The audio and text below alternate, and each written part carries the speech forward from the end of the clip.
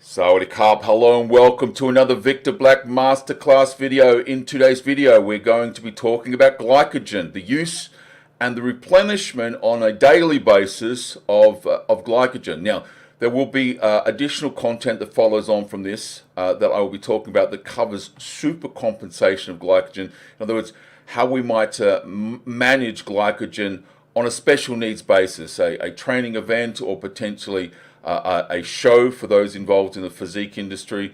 But today's video is really talking about the practical management, the use and replenishment of glycogen on a daily basis. Okay, so let's start with the video.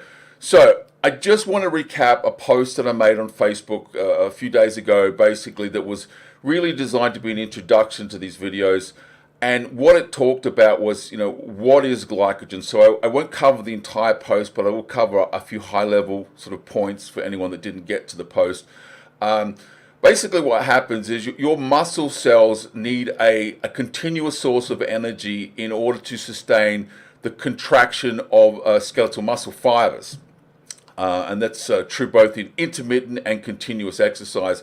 And that source of energy is called ATP. Now, hopefully, most people have at least heard of ATP.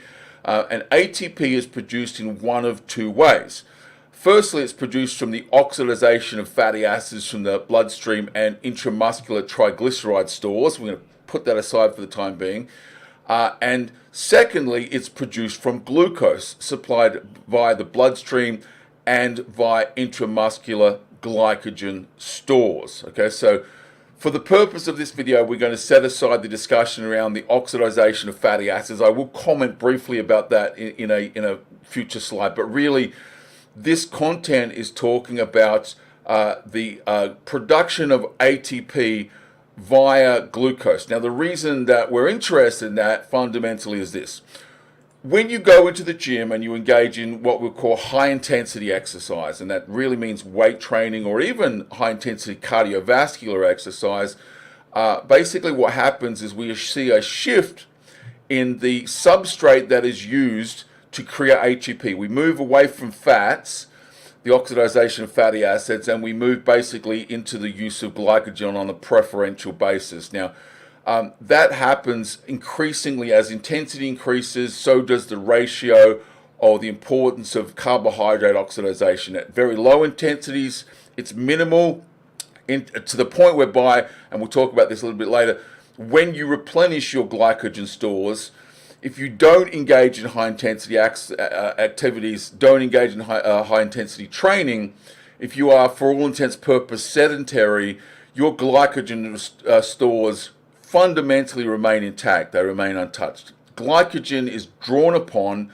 when we engage in higher intensity activities. Okay. Now, what's important to note here, even for those of you doing low carbohydrate diets, people that follow my content know that I am a supporter of low carbohydrate diets. I'm not someone that only teaches low carbohydrate dieting or only advocates it. To me, it is merely a tool to have in your toolbox that is useful at times. For certain individuals, it is the right choice under the right conditions. So, for those doing low carbohydrate diets, understand this. Even though you're not ingesting direct sources of carbohydrates, you will be using glycogen or glucose when you train in the gym. You will be using glucose or glycogen when you undertake high-intensity training activities. Okay? Even on a low/no, there's no such thing as a no carbohydrate diet, but a low/no carbohydrate diet, your body needs to use carbohydrates. Now, there are a number of ways that we can basically replenish the glycogen stores in a low carbohydrate diet, but the fundamental premise of this entire discussion is what's behind the cyclic ketogenic diet, where basically people intersperse periods of no carbohydrate or low carbohydrate intake and then introducing carbohydrates into their diet specifically to meet this need. That's what that's all about, right? So this is beyond debate, all right? This is beyond discussion as far as I'm concerned. People who are familiar with the ketogenic diet understand the limitations of that diet, and fundamentally, this is the big one, glycogen. And how do we manage that? The easiest tool in our toolbox to manage that at the end of the day is some type of cycling of carbohydrates in and out of your dietary practices to support exactly this condition. So what we're going to answer in this question is basically something that comes up quite a lot, and that is, well, so how much glycogen storage do we have? We have relatively unlimited fats, or storage of fats rather. You could basically say the average human person walking around, man or woman, has, for all intents and purposes, an unlimited storage of fat. Okay, it's truly massive compared to the amount of storage capacity that we do have for carbohydrates in the form of glucose.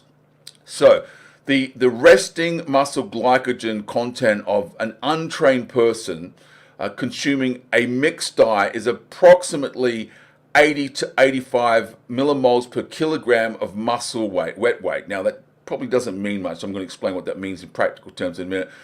And that can actually grow to about 120 millimoles per kilogram of wet weight for individuals that undertake regular endurance type exercising. So glycogen storage is a plastic thing. It grows in individuals both in terms of the muscle mass that you carry and your behaviors. Okay, so it is not fixed. And I'm going to talk about supercompensation of glycogen storage in part 4 of this material. But it is possible to supercompensate or superload glycogen with a particular technique that we use, basically depletion and supercompensation technique, that can reach levels of up to double that. Okay, so we can basically push upwards to 200 millimoles per kilogram per wet weight. Now, that's what the whole endurance carbohydrate loading discussion is about that will follow, right? How can we load extra fuel sources into our body prior to a competition type event? This video is really talking about daily application. So we can't supercompensate daily, right? That's not practical.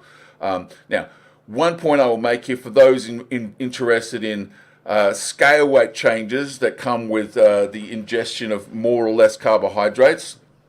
Glycogen, when you store it in the muscle, actually draws water with it. So that water is drawn in at a ratio of somewhere between 3 and 17 to 1. All right. Now, mostly it's kind of at the lower end, like 3 to 5 grams of water for every gram of glycogen stored. And so an athlete's body mass weight can increase, a couple of percent after several days of carbohydrate loading. So people see the scale going up and seeing the scale going down, and they're concerned or worried about fat retention and muscle loss and all these sorts of things. You have to understand very rapid scale weight changes, most likely, if you're manipulating glucose, is a consequence of glycogen loading and the water that is drawn at a ratio between 3 and 17 to 1 into the muscle cells as a consequence of that raising and lowering of glycogen storage levels.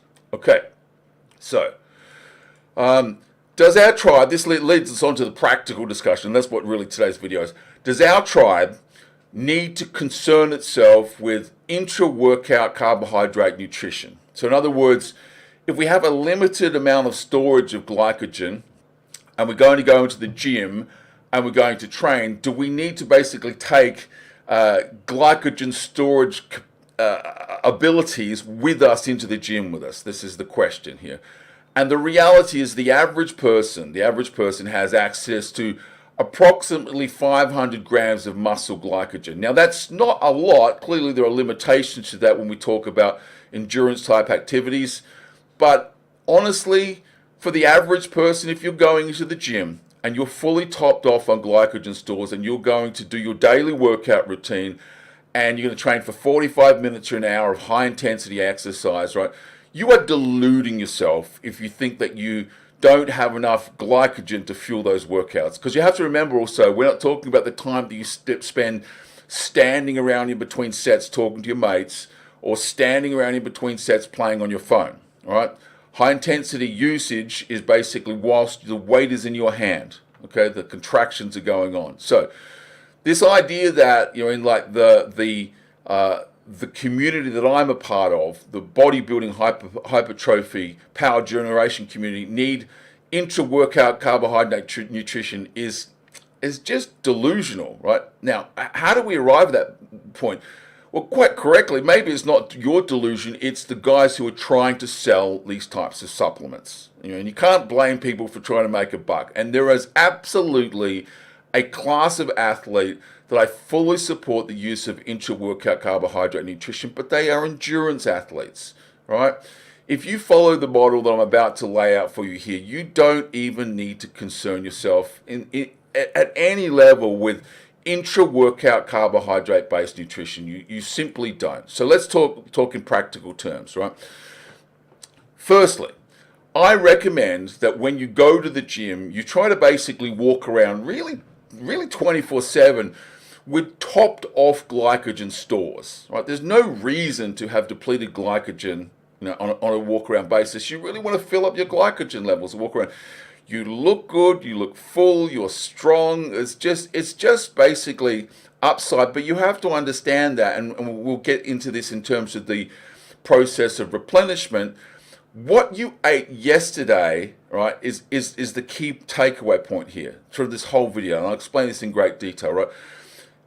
Some powder that you're going to drink halfway through a 45-minute training session, it's like, dude, you've been sold a story. Seriously. Now, yes, I agree there are professional bodybuilders, and yes, I agree there are people in this industry that have followings that promote these things, but 9 times out of 10, when you dig a little bit, you realize that these guys are either sponsored by these companies who make these products and they're giving them money, or alternatively, they even have their own brand. They're selling you something, right? So here's the rational, logical thing. If you do what I recommend you do, which is eat a meal 1 to 1.5 hours before you train, give it enough time to digest, right? And that you eat well around the clock, really, basically, for the days leading up to a training event, right? You will have topped off glycogen stores, and you will have elevated serum blood glucose levels to take advantage of any opportunity that presents itself in that training environment, okay? You will, right? This idea that 45 minutes, in the gym, you just don't have the capacity to do that is just, as I said, it's just delusional. Sometimes I think what people think we used to do in the 70s and the 80s and the 90s before we had these, carbohydrate powders and things like that. How do we survive? Surprise, surprise. So if you follow this model, we're going to eat a quality meal 1 to 1.5 hours before we go to the gym. We're going to make sure we have quality nutrition around the clock in the days preceding all training events, right? We're going to train, and then we're going to leave the gym and we're going to eat again. This is enough. This is enough. It really is. And I'm going to explain what we need to eat in a replenishment sense as we travel through these slides. Okay.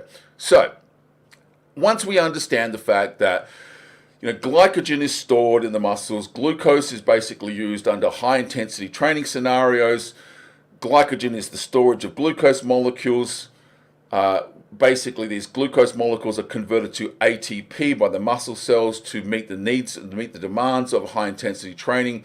You have plenty of storage to facilitate a 45-minute weight training session, plenty, right?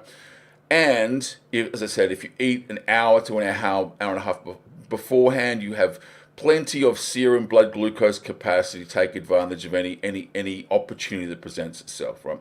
So what this discussion really is about then is not about intra-workout nutrition. It's about, so if we go to the gym and we engage in these activities and we deplete glycogen, how do we go about replenishing it? That's really the core of this discussion, okay?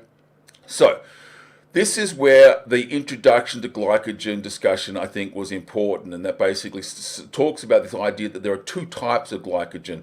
Glycogen that rapidly replenishes follows a training event, and glycogen that takes a little bit longer. Okay, the synthesis process basically happens in the first instance in the first couple of hours following an exercise event, and then there's a period of time that follows on from that that's long in duration, but the overwhelming majority of glycogen is stored in the latter part of that. So about 15% of your total glycogen storage capacity happens in pretty short order following a training event. And interestingly, insulin is not required to do that. The simple act of depletion of muscle glycogen provides a strong drive for its own resynthesis as of itself, right? You don't require insulin to replenish glycogen in the first initial instance. And as I said, after that initial couple of hours, there's an increase in total glycogen storage over a 20 to 24 hour period. Basically, it takes about that long to normalize glycogen stores. So it is very much a biphasic process, 2 phases, an initial burst that happens in pretty short order. Up to about 15% of storage capacity can be filled pretty quickly. And then it takes time, which the whole process basically slows down. So then what we would say is, okay, so if we understand that there's 2 phases, what's the best food for us to eat to replenish glycogen? So under most conditions, right, that initial first burst basically that we see of glycogen replenishment, glucose is the ideal substrate for us to use. There are basically 3 primary monosaccharides in the human diet. Glucose and fructose are the most common use. And glucose basically is more capable for us in this regard, right? But as I said, you have to understand that the initial first burst is really just a couple of hours of window. So if you were going to use a preferential substrate at that point in time, it would literally be glucose, right?